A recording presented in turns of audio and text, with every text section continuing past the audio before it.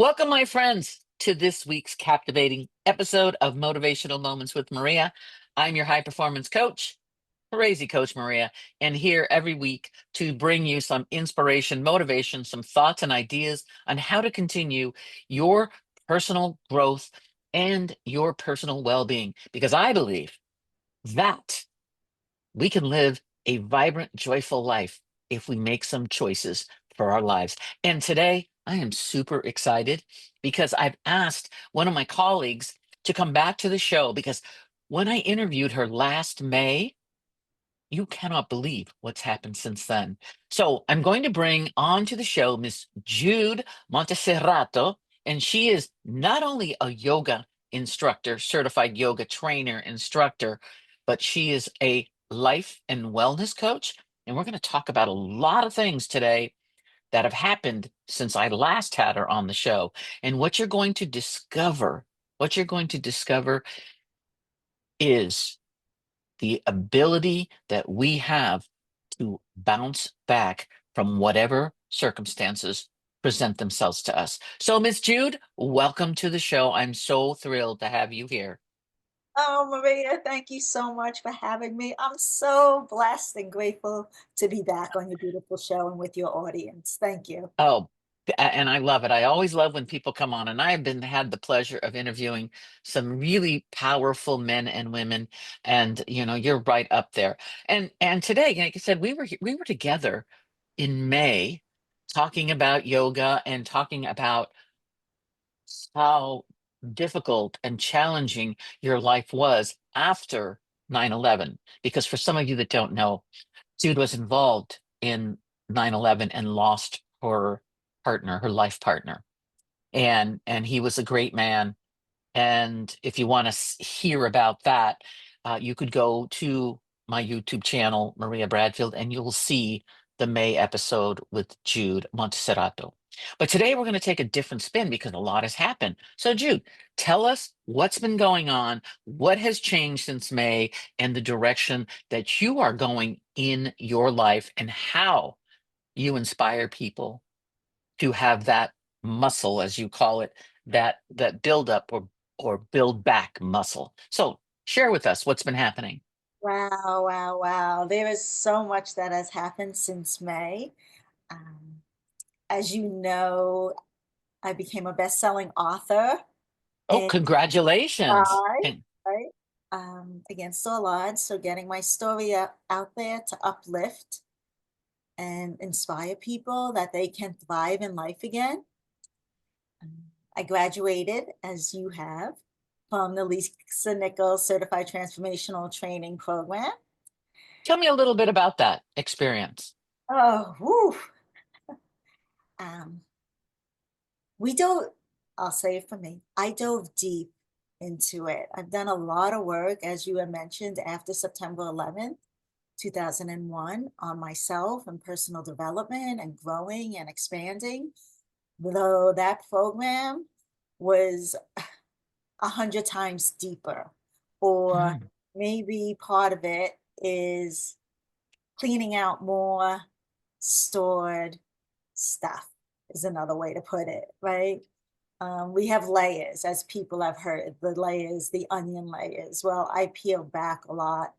Um, and I came out of it with clarity in my life and what I'm pursuing, the certainty that I am worthy of my assignment. I am in alignment with my assignment, and um, and confidence not from an ego, but from the certainty and the clarity. Beautiful. Beautiful. Isn't that amazing? And your light shines brightly. You know that. You are a gem. All right. You are a gem. And you're like a diamond shining so brightly. And I love when you smile, the screen lights up and you radiate beauty. Right. And, but I really want to go back to when you were writing this book, this best-selling book with several other authors, Against All Odds. How difficult was that for you to go through that process? I've been writing my memoir for a long time. Hmm. And so doing it, it was a it was challenging at times to to go through the process and see the drafts and get the drafts via email from the editor, from the writer, the ghostwriter, because I shared my story, and then seeing it in writing brought up a lot for me of, do I really want to do this? Do I really want to Mm, put my story out there? Because once you put it out there, there's no pulling back, as much as I wanted to do it. But when you see it written and ready to go, it brings up a lot. I remember when I got the final draft of it, and I was going to be chapter two, and I'm like, chapter two, why is it chapter two? And the mind jumps in right away, doubt, correct. doubting what I'm doing. And uh, when I first opened it, the email actually, we were in New Mexico at the When My Soul Speaks workshop. Wow. And I had to close my computer.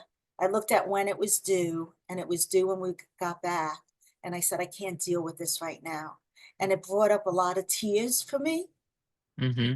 And I kind of had a self powwow talk to myself of, enough is enough. You want to share your story to help people? Well, here you go. So Yeah, and starting we're afraid of that vulnerability, right? And I feel that. And for all of you that are thinking about writing and have that trepidation and fear, trust me, it's real. But when you start writing about it, it's like a cleansing. It is like a cleansing because as you say, you're unpacking layers. And when I wrote my book the same way, I was like, do I really want to put this out there? And I didn't even put all the other darkness that had happened, but significant enough. But I'm just saying, it's really, I'm proud of you. You're courageous and brave and bold to do it because I know it was not easy. And you were surrounded by a group of very powerful, uplifting people sharing their stories. So you were on this journey together, which absolutely. brings up a point for all of you out there listening. Your community that you're surrounded with really, really matters. And when you have a tribe of people that lift you up and encourage you to be better every day, it is a phenomenal feeling. And I want to, just doing that book was that book was, I know, was really hard. But then something else happened this year that beside going through the transformational training program that we all went through, which was a lot of work, there was another major event this year that really impacted. And I want to talk about it because you live where? In Weaverville, North Carolina, the Blue In Ridge Weaverville, North Carolina. at And what happened? Tell us. the worst hurricane ever, Hurricane Helene, on September 27th, 2024. And we were in the middle of it. It was unexpected. It, in the Blue Ridge Mountains, it's interesting because I'm originally from Brooklyn, New York, and living here, my husband and I would sit out, my husband now would sit outside, and I would say, I feel safe here. Not that any place is spared anything, right? We don't know. There's no perfect Right. place, but not just from weather. I just felt there was the Blue Ridge Mountains energetically. It pulsates this love and care and being held, so to speak. So I felt that way here. And so when the hurricane came, and it's interesting, Maria, because the day before we had to do um, our talks for transformational training program. We Our each 45-minute talks? so I was fortunate. I did mine on Thursday. And I remember because it was raining quite a bit that day. And I'm like, wow, we're getting Hmm. a lot of rain, which happens here. And I was telling people that lived in Florida, if they tell you to leave, leave. Do not mess around with hurricanes. And I've never lived through a hurricane. I never experienced it. But Okay. I never have.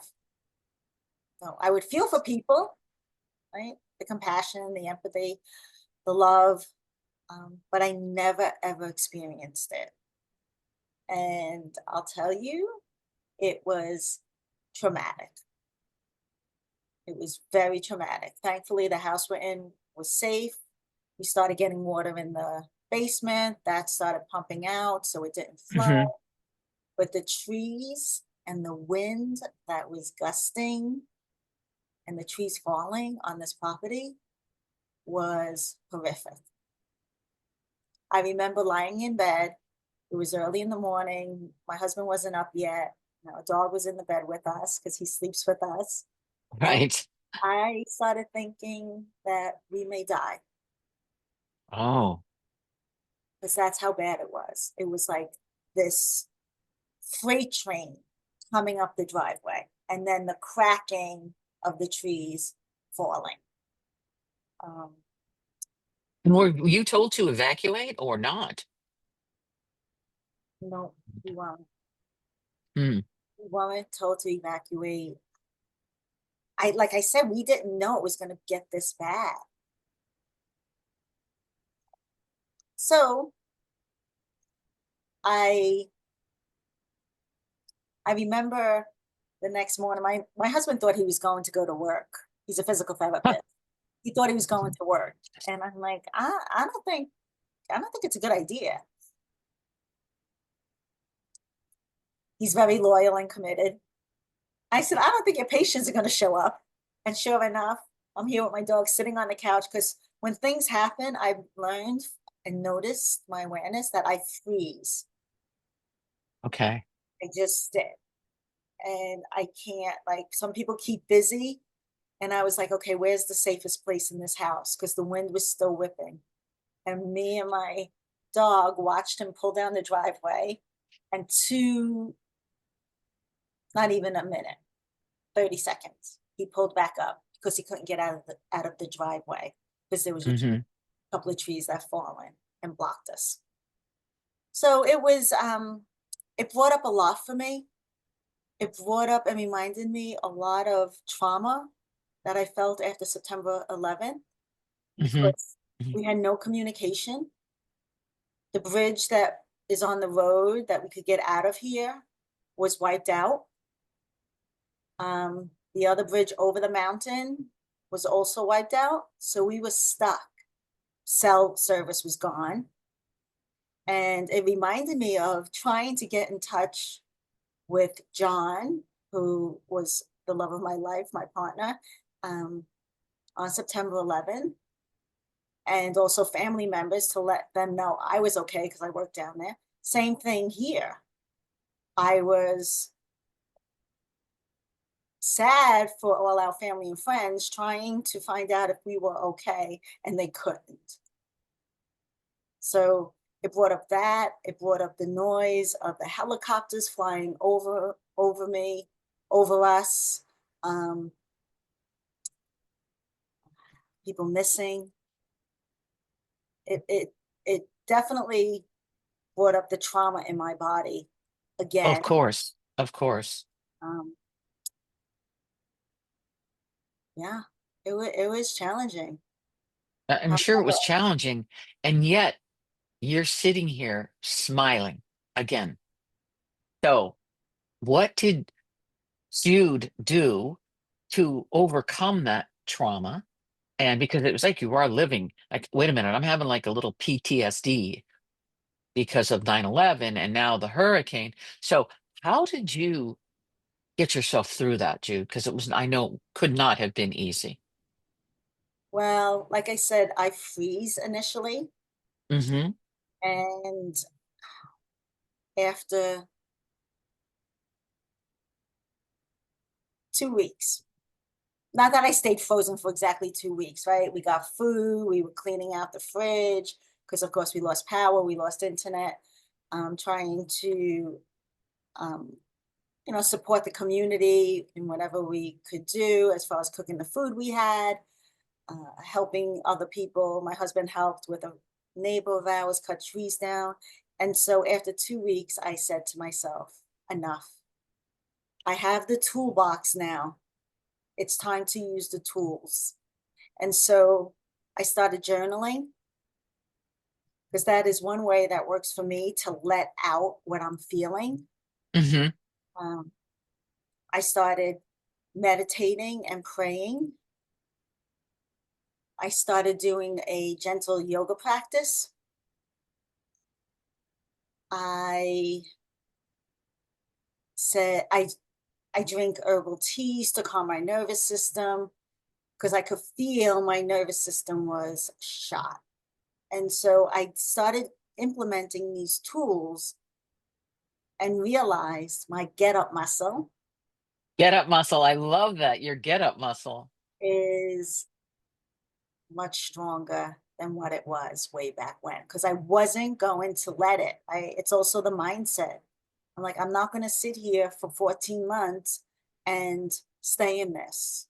Right. Because I know with 9/11, it took you 13, 14 months before you could even move, if you will, Exactly. and come out of it. And so kudos to you for having the courage and the confidence to know and part of it is because you've gone through so much personal development and personal growth that you knew what was going on in your body, your nervous system, and you said, okay, I have the tools to be able to deal with this.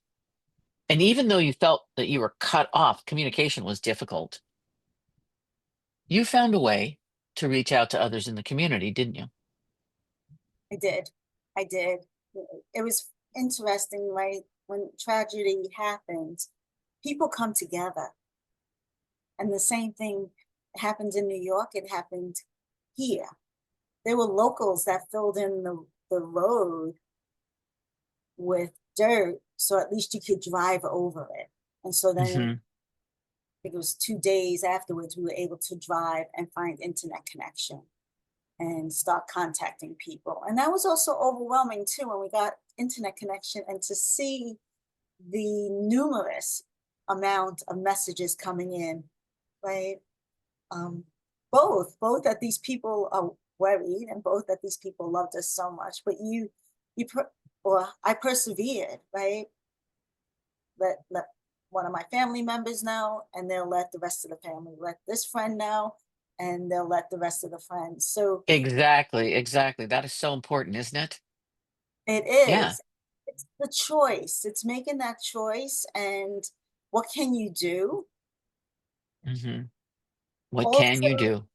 also to what I learned and what I noticed about myself during this time, and I realized that I had to set boundaries, Maria, because we did get away because we had a vacation plan. We did get away, but it ended up that we ended up leaving. We were in St. Augustine, and we were supposed to be Hmm. there the following week. We ended up going there just because we lost water, power, internet, and we used it as a respite to recover. So I started talking to people, and then there was a couple of people that reached out as their friends said, I would like to talk to you. And I had to say no. Good for you. I had to say no. And that's really important. I want to share with your audience that it's okay to say no. I said, my cup is empty and I'm rebuilding it and refilling it. Hmm. I love you dearly, but not right now. I honor you for that because that is the hardest thing to say no. And no is a complete sentence.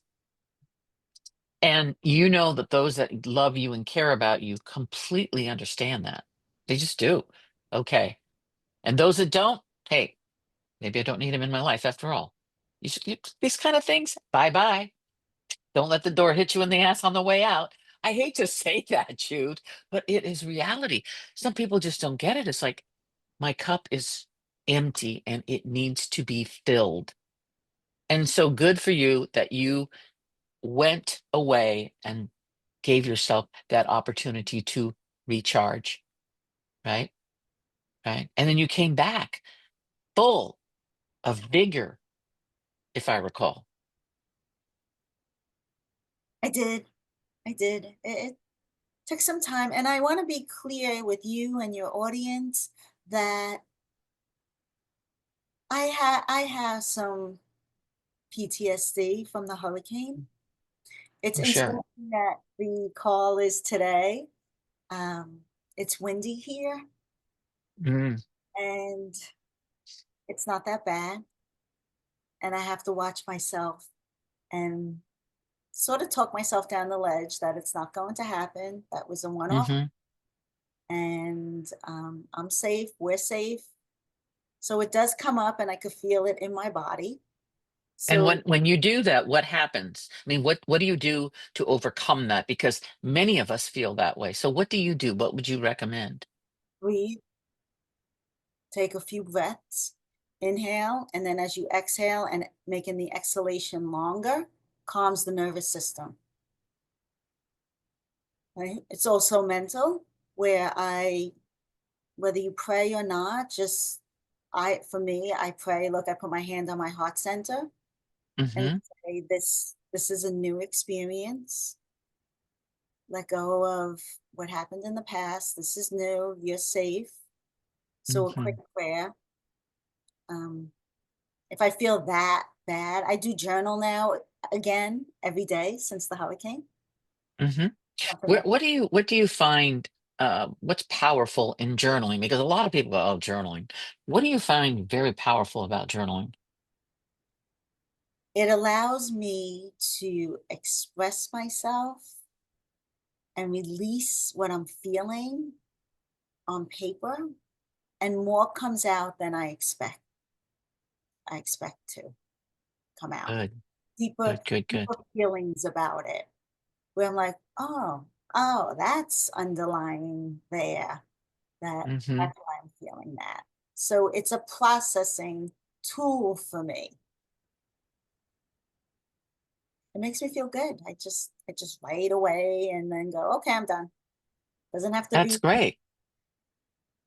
any story, or it's just what I'm feeling. And I started that Hmm after John died. A friend suggested Yeah, journaling, and I'm yeah. like, what can I write? I'm sad. He said, just write that. I'm sad. And that's what I did. Yeah.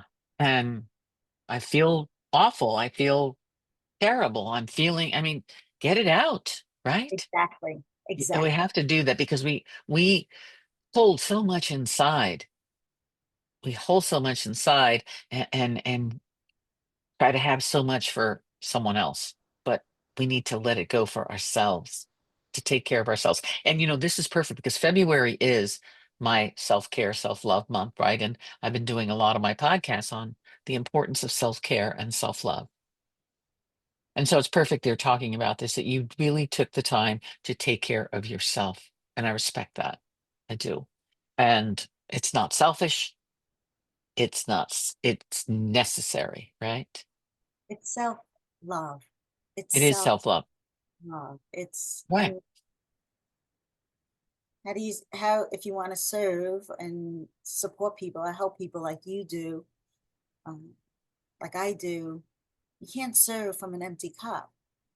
Correct. You You can't. cannot serve from an empty cup. And I And would our cups as women have been emptied a lot. I know that. and I would in the past, even as a yoga instructor, way back when, I would push my feelings and my whatever's going on with me aside to be, I'm here for you, what's going on, Right. and deplete myself. hmm And I've learned not to do that anymore. And I don't say it's selfish, not think. I know it's not selfish. It's self-care, self-love. So I can serve from the overflow and feel present with the person that I'm with or people. Beautiful. I love the way you stated that. And I want to share something with you that I read, and it's just so appropriate. And I believe you wrote it. It says, life is a bundle of twists and turns. Life sometimes throws us burns. Uh-huh. Life is a gift from above. Life is full of love, right? Life is full of love. Absolutely. And you have always, just been a shining a beacon of light for others, and I know that I've been spent enough time with you, and I just see how people are attracted to your energy, which is a beautiful thing. Now, I know you're doing yoga, and you're doing yoga instruction, and you have every single certification in the world. However, this last year, you've discovered there's more. And so your path is moving not only in continuing with yoga, but it's moving in a different direction. Tell us about that. Yes, and yoga is part of it. It's in the toolbox. Hmm. How I'm leaning into and working with people in in the whole aspect of their being, health and wellness, life coaching. Hmm. Hmm. So to truly dive in, if somebody chooses to, wherever they may be, to transform what's going on within them so that they can fully live and thrive in their life, right? Yoga is a lot of that. Hmm. Tools that we learn, the tools that we embraced is has added an extra layer. Hmm. It, also by sharing my story, people have come to me and said, I had no idea. And these are people that know me before the book, and other people that didn't, that say, I can trust you, can trust you. So it is holding space Hmm. so people can navigate through their bumps in their road, their twists and turns, and um, learn about themselves and their life here is filled with beauty and love and kindness, if that's what they choose. If that's what they choose. I love that you use that word. That's one of my favorite words. We always have a choice, don't we? It's the choices that we make. It absolutely is. It's so beautiful. Now, you say you have more clarity, you have more certainty, you're more in alignment, and you're clearly more confident in everything that you're doing. Now, one of the things besides the best-selling book that you just launched your YouTube channel, if I recall, and tell us a little bit about that and how someone would go about finding Miss Jude. The title of the YouTube channel, well, again, right, I thought about this back last year. Oh, I should start a YouTube channel. And of course, the self doubt comes in. And I finally, I call them the ants. I call them the ants come crawling in, right? The automatic negative thoughts. They just start attacking your brain like like ants attack a watermelon, right? It's like, oh, those ants come crawling in. exactly. But I did just launch it probably a month ago, and it's called Hidden Gems, Gems, Jewels with Jude. And Okay, it's Jules with two. all health and wellness, life guidance, tips. I've so far posted about why. Um, the first one I did was Never Ever Give Up. So it's a little bit about my story and how I got on this health and wellness life living Mm-hmm. way. And then I've touched a little bit on yoga, gratitude, journaling, and I'm probably will be doing some teaching of yoga poses, yoga classes, um, and just all the different pieces that helped me in my grief journey.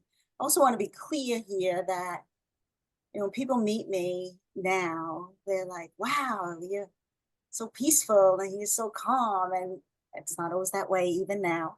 But I was not. Right. No, you weren't always that way based on what the stories you've told me. No, you were not. Because I know you were drinking a lot, right? Eating unhealthy, and look at you now. You're just like I said, just this beautiful.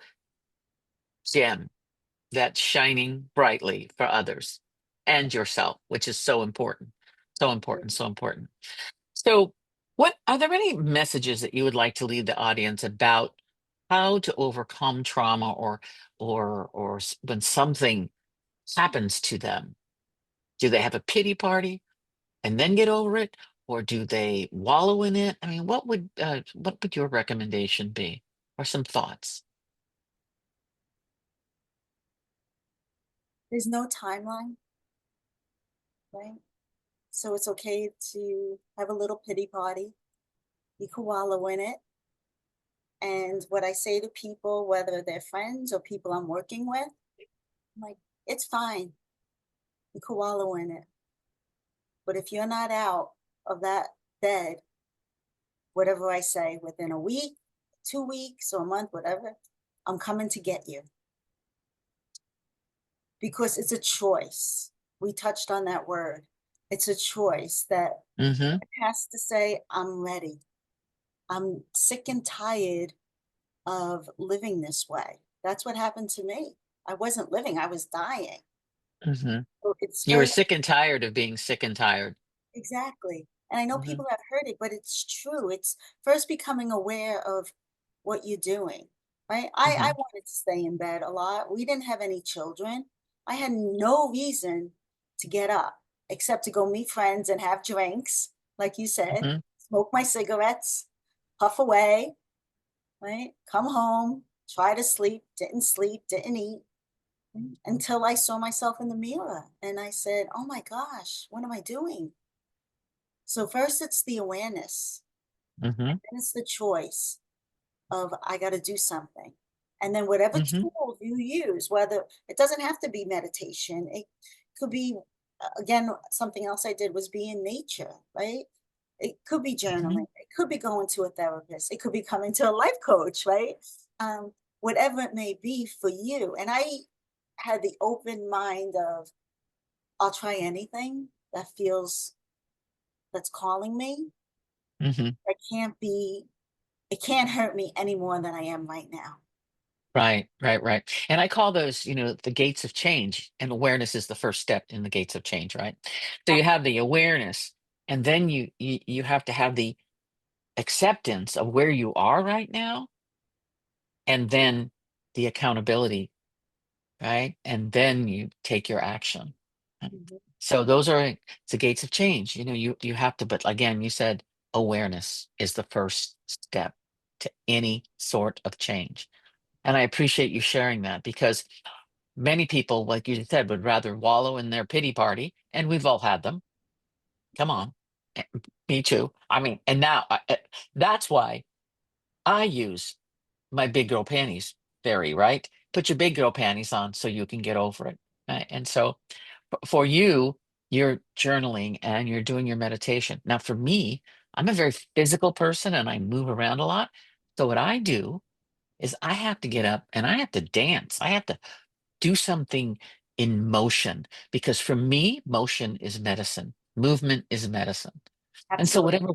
whatever works for you, whether it's going for a walk, going for a swim, going for a run, riding your bicycle, doing journaling, doing meditation, but we must take care of ourselves. And when Absolutely. something like this happens, the fact that you've bounced back, you've built that get up muscle, and no matter what happens to you, Jude, you know you have the tools and the strong mindset to bounce back, correct? Absolutely. Whatever your circumstances, whatever And your circumstances. So and I'm going to ask you again. Go ahead, keep going. I just want to say one more thing. I know probably do with time, but but I also realized and accepted, as you mentioned here, after the hurricane was that it reminded me of my get up muscle and it built my capacity to hold people with their trauma in their space. Hmm. Because if I'm able to do it, then I can hold it for people themselves. Not Hmm. fix them, but hold it without So taking it. And just that's probably being present exact. and holding them and yeah, giving them the space. I love that. That's good. So you know I'm always going to finish up with something a little silly. The genie's coming down again to see you. Yay, the genie's coming down. It says, okay. And given that I was just at a Disney cruise and I had a lot of genies from Aladdin running around, what would be if the genie dropped down and said, Jude, you have three wishes. What would your three wishes be now? Okay, so the first one would be that every person would truly feel at home